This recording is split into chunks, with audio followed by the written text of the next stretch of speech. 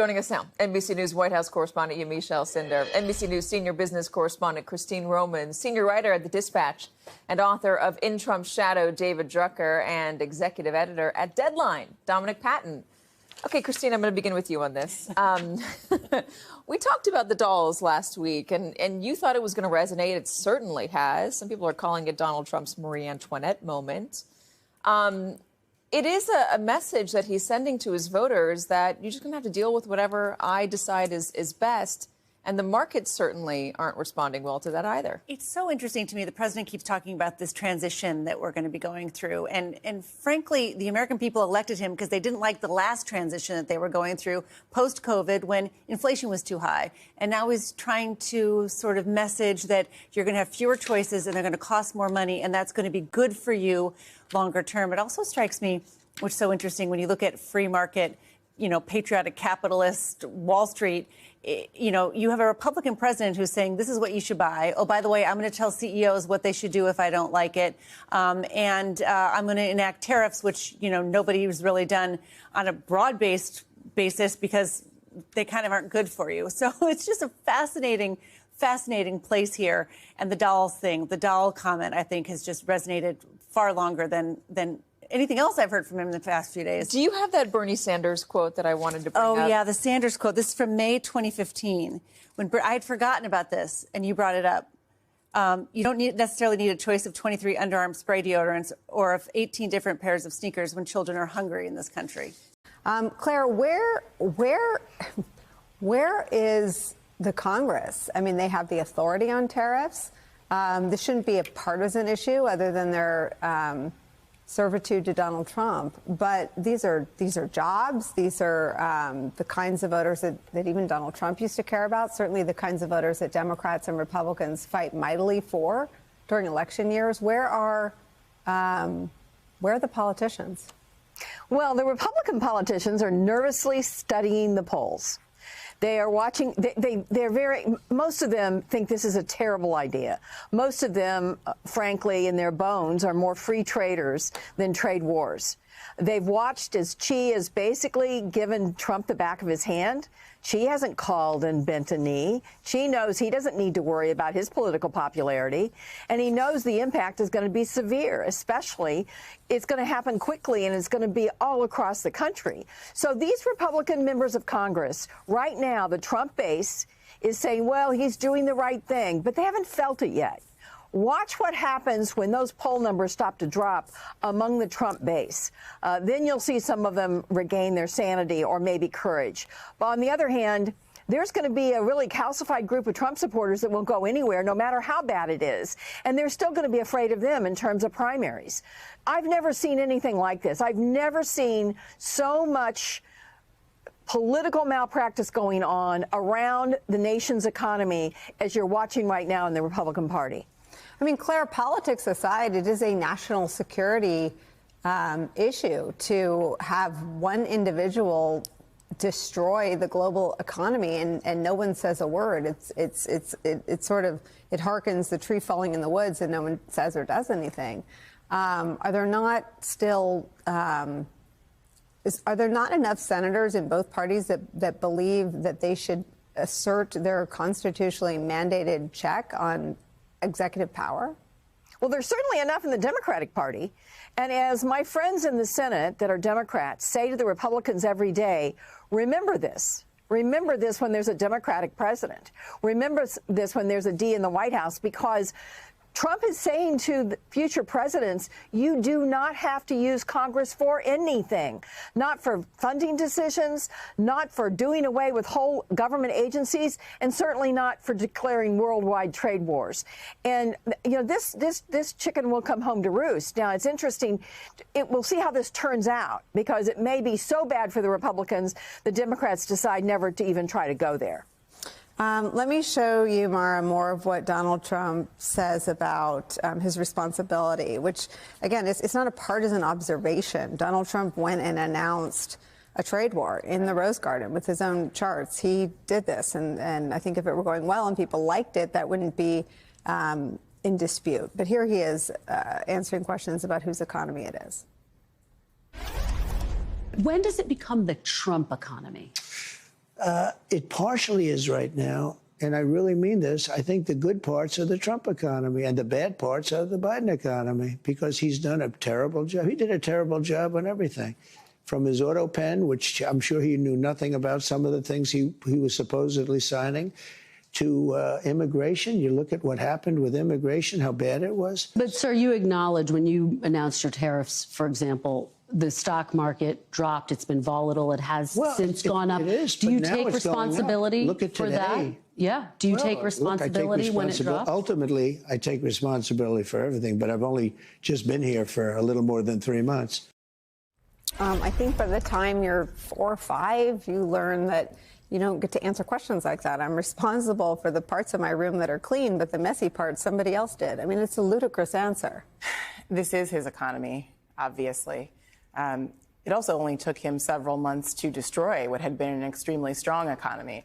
Americans understand that. Polls will reflect that. But, you know, I'm not only concerned about the cost of consumer items. I'm thinking about the fact that we've had 40-plus years of free trade in place. Mm-hmm. And so what he has done is shock the economy of the country and the world, and we are not prepared for it, which is to say it's not just the price of consumer goods, it's also the jobs that are going to be lost. You don't just get those back immediately once a deal is in place, right?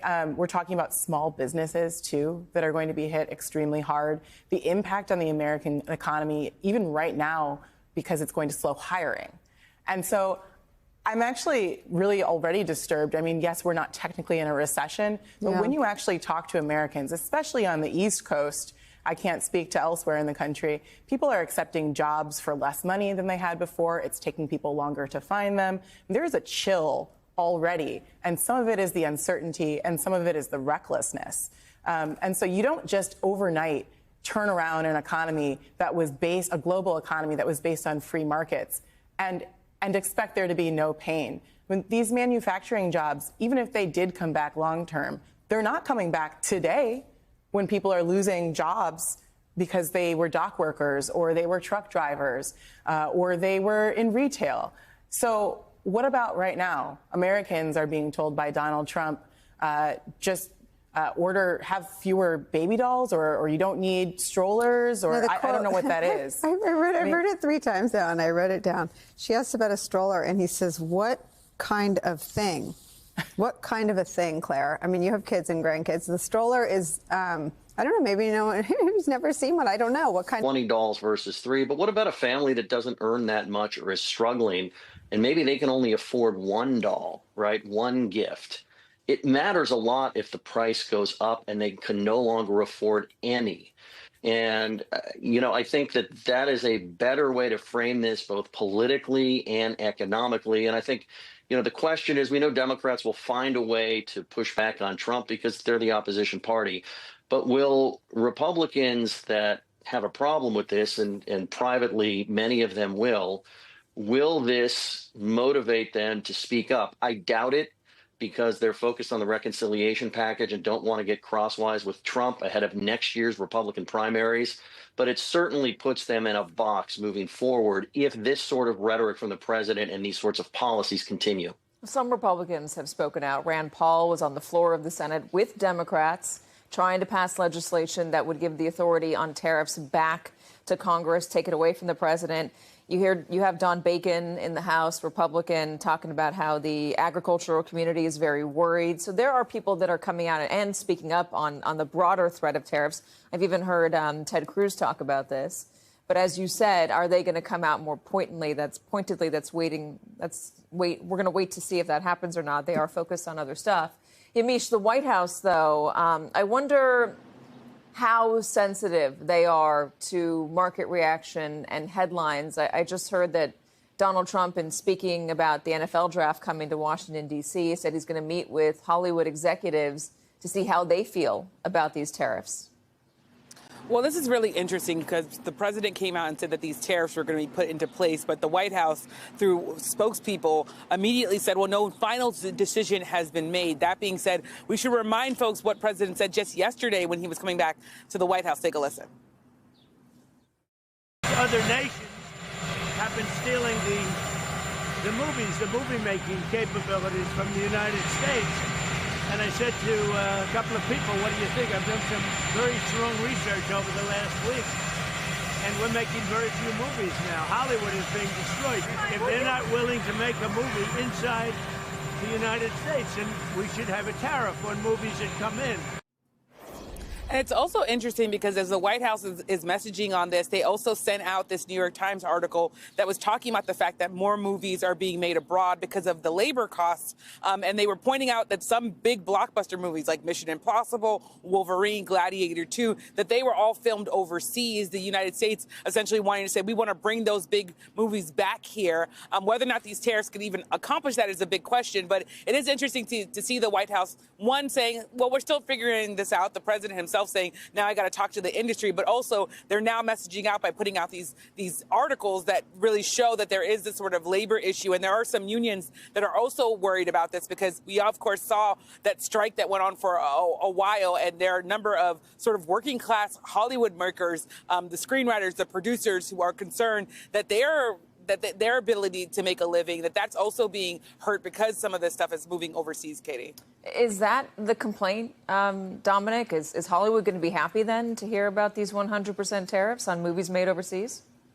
Oh, Katie, I don't think Hollywood's happy at all. I mean, we haven't had much of an official statement, but people I spoke to last night when this broke said to me very clearly, this is crazy. We don't know what to do. We're trying to figure out what he wants. This will be a potentially devastating blow to an industry that, as you mentioned, has just barely got up off its knees in the past few months with success of things like Minecraft and Sinners. As was pointed out, there were the strikes of 2023. There were the markets, again, are in turmoil because Trump's policies are awful. And again, the Republicans are generally the party that is supposed to be the pro-market party, right? Because they're the anti-worker. Again, the capitalist stock market doesn't actually want to build, in many cases, a good society. They want workers crushed, environments ruined. They want regulation slashed. They want to be able to put arsenic in your food or whatever. They want as little barriers to profit as possible. And so that's one of the reasons why a lot of big business people, not all, but many, support the Republicans and support, in some cases, right-wing Democrats that are on economic issues, kind of like, dinos, Democrats in name only, and they're actually secret Republicans, your cinemas and whatnot, right? And so but they're furious, guys, because Trump has made the economy so bad that, yeah, he can attack unions, yeah, he can attack regulations, yeah, he can attack the environment, but you're not going to make that up. I've said this before, you're not making it up. The markets loved Trump at first because they didn't think he would actually go through with it. The markets after the election, they kept going up. Yeah, they were already up a lot under Biden, let's be clear, but they didn't stop going up when Trump got elected because they thought that Trump was just lying about doing tariffs. He wasn't actually going to do it. He was just going to, do what Biden did and not ruin Biden's good economy and then destroy workers and attack unions and attack the environment and attack regulations, attack health and safety laws and allow them to make more money. But that didn't happen. And now, even if Bernie was president and all of his socialist policies, and I'm a socialist, I'm not trying to fearmonger, they'd probably still be ahead of where they are now because Bernie wouldn't have destroyed things like Donald Trump did. Donald, your favorite buddies, the capitalist class, you're bankrupting them.